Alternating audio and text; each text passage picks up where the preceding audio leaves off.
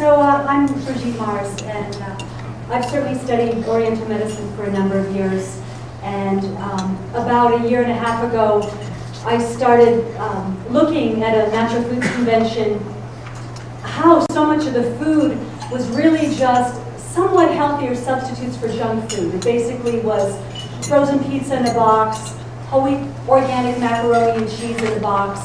And I was not surprised that we have to have about a third of our aisles devoted to remedies because people still suffer from digestive distress despite doing healthier food. There's 50 kinds of healthy potato chips.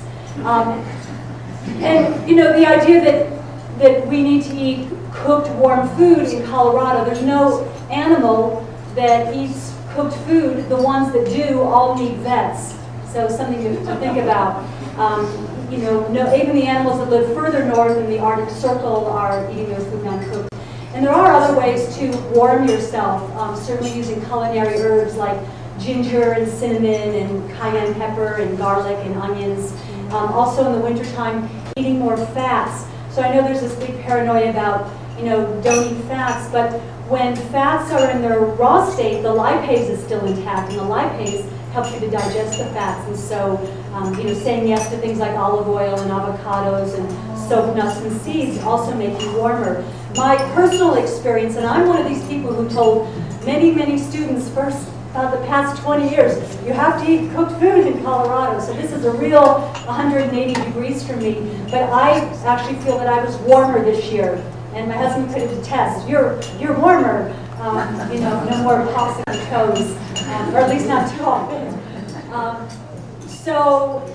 The other thing is, besides that you need to warm yourself by cooking your food,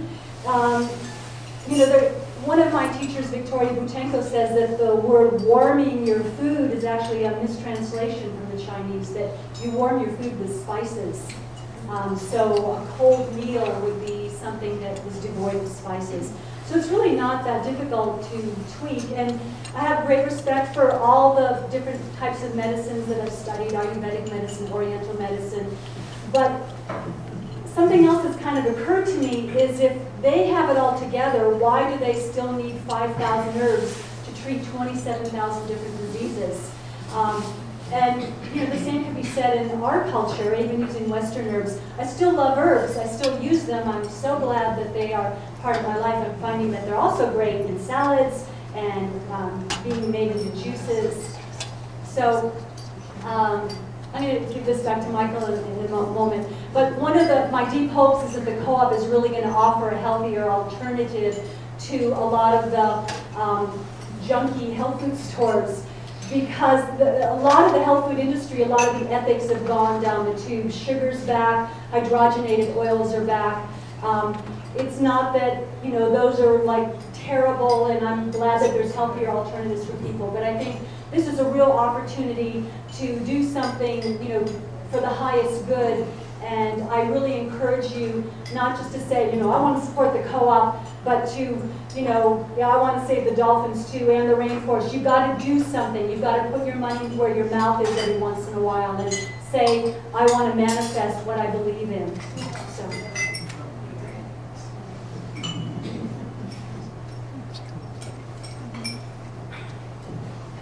What she said. Yeah, the co-op is a crucial thing for the community for sure. It's time, especially with all the GMO crops that are running rampant around. We actually, in the audience here, we actually have a GMO authority, Patrick over here, GMO expert, who's also available for information about these crops.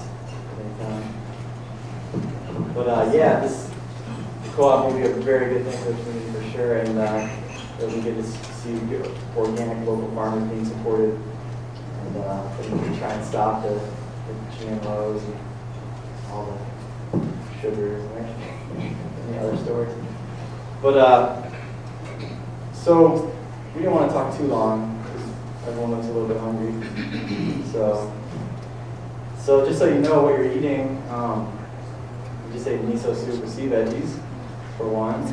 And next we're going to do, next course will be a salad, seaweed salad with a sesame curry dressing. We've got 2 different types of seaweeds on it, GT and army.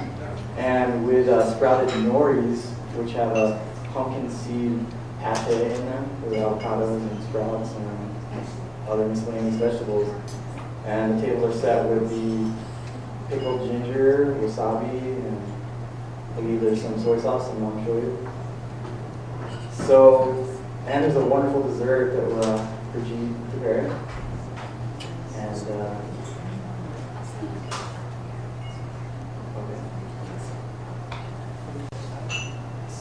so, we're Brigitte.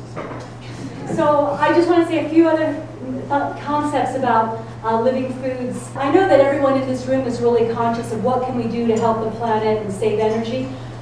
What about not cooking food? Think of all the energy we would save. And the happiness that it gives you to get all these enzymes and all this chlorophyll, how it changes your consciousness and makes you feel like totally amazing and high on health, and probably saves money on recreational drugs too. So I wanted to throw that out. So I did make a dessert. It's from Giuliano's book, Raw. It's called Nutty Dreams, but I kind of personalized it and call it Bliss Balls. And it is a little bit frozen, but I wanted to say something that usually freezing decreases the enzymes because things are blanched first. And this is just like kind of quick froze and it's not blanched. So I think don't be too afraid of that. Yeah, it's going to taste really good. So thank you, blessings to all of you for showing up here and making this happen.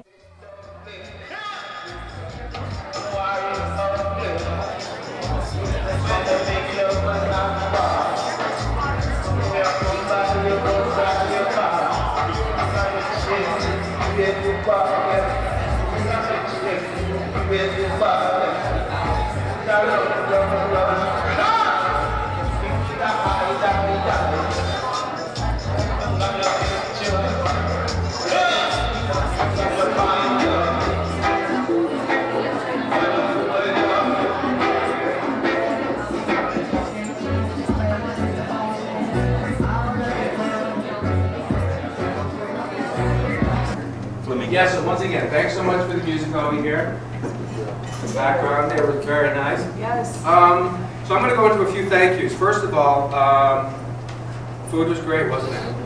Yeah.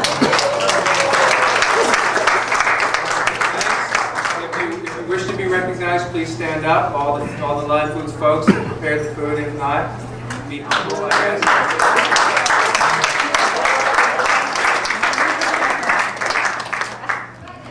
And of course, Michael Shulkin.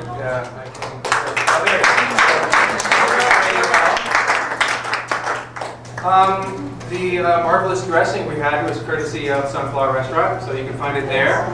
And hopefully you'll find it at the Co-op in bulk. So bring your gallon jugs. Eden Foods, they provided all of the seaweeds, the wasabi, the what else did they have? The ginger, the stuff you find in the little things with the little bowls on your tables. Who provided the simi? Pardon me? Who provided the simi? Eden Foods, you know the Eden Teas? Okay. Yeah, Thank you. out in North Carolina. Yeah, I know. And also, of course, the gift basket there. Walnut Place, the location. Wonderful place. Bless the elders. Yes. For those of you who don't know, this is a low-income housing for, well, lots of different folks, but predominantly the elderly. Earth Harvest, they provided the, yes? I didn't mean to tell you, but I wanted to ask you, is that sea turtle down or yours? Or No, that's here. Pretty hip folks, huh? We thought you brought it. No, it was there. I just came in. Earth Harvest, they provided the pumpkin seeds and the ingredients for, most of the ingredients for the Bliss Balls. So as you're chewing on that, think of them. Maranatha also, they had they do the nut butters. So there was a nut butter in the Bliss Balls. Iceland Spring, the water you had on your table. All the way, is it Finland, Chris? Iceland.